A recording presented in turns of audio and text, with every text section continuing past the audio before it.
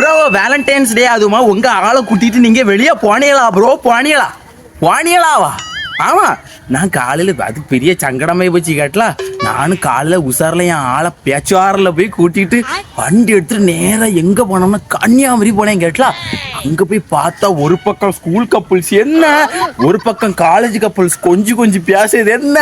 கொஞ்ச நேரம் பார்த்ததுல இந்த சைடு பார்த்து அங்க ஐஸ்கிரீம் அள்ளி நான் தின்னுட்டேன் அப்படின்னு சொல்லி, இந்த சைடு பார்த்தா காலேஜ் பேக்கா பிரியாணி அள்ளி சாப்பிடு ஒன்றும் இல்லை நம்ம சாப்பிடுவோம் அப்படின்னு சொல்லி கொடுத்துருக்கானு.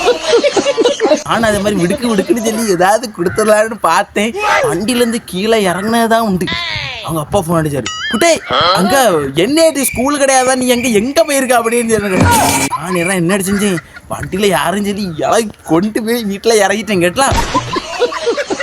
ஆனா இப்படி எல்லாம் இருக்கணும்னு ஆசைதான். நீங்க நம்பிட்டில சத்தியமா நம்பிடாங்க, பொய் அவ்வளோ.